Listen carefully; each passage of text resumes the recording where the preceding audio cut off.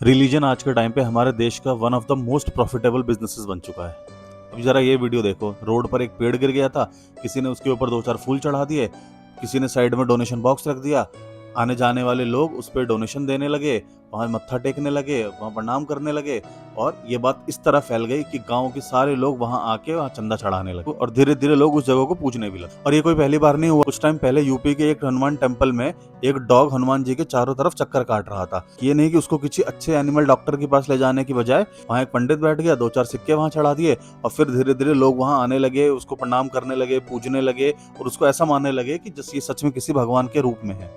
यही माइंडसेट हमारे कंट्री की है, और इसी वजह से हमारे देश में कोई भी भगवा कपड़ा पहनकर भगवान का नाम लेकर बहुत जल्दी फेमस हो जाता है। और आजकल तो छोटे छोटे बच्चे भी बड़े बड़े स्टेजेस पर लाइफ लेसन्स और धर्म का ज्ञान बांटते हुए नजर आते हैं, और हजारों लोग इनको सुनने पहुंच भी जाते हैं। और अब तो कुछ बाबा लोग अपने बच्चों को भी इस लाइन में ला रहे हैं जैसे ये कोई फैमिली बिजनेस हो। तुम करते रहो कंपटीशन एग्जाम्स की तैयारी, और यहाँ ये बाबा के बच्चे कुछ ही टाइम में मिलीनियर बन जाते हैं और सबको यही ज्ञान देते हैं कि सब मोह माया है। लेकिन अगर तुम इनकी खुद की लाइफस्टाइल देखो, ऐसी ऐसी लग्जरी गाड़ियों में ये घूमते हैं कि किसी आम इंसान को वो पूरी जिंदगी की कमाई लग जाए उसको ऐसी गाड़ी खरीदने में। लेकिन कभी सोचा है कि ये पैसा आता कहां से है?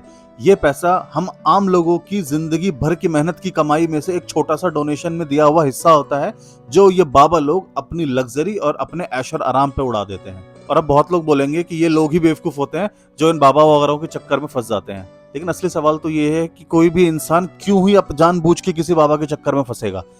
ये शुरू होता है बचपन से, जब बच्चे की स्टार्टिंग में ही क्रिटिकल थिंकिंग को खत्म कर दिया जाता है, ये बोल के कि बड़े जो कह रहे हैं, अगर कोई पंडित है या फिर वो कोई जो चीज बोल रहे हैं उसको बिना किसी लॉजिक के एक्सेप्ट कर लो, कोई क्वेश्चन मत करो, कोई लॉजिकल सवाल मत पूछो।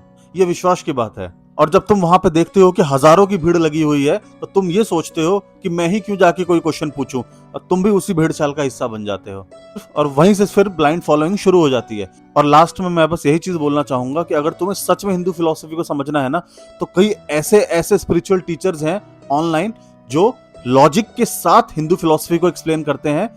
उनको भी ब्लाइंडली फॉलो मत करो, उनको सुनो, सोचो, समझो, और फिर क्वेश्चन करो, और उसके बाद तुम्हें लगता है ना कि यार ये चीज सही है लॉजिकली और प्रैक्टिकली, तब उस चीज को एक्सेप्ट करो। जितना ज्यादा सोचोगे, जितना ज्यादा पूछोगे, उतनी ही ज्यादा तुम्हारी क्रिटिकल थिंकिंग मजबूत होगी, और वही फिर तुम आगे अपने आने वाली जनरेशन को पास ऑन करोगे।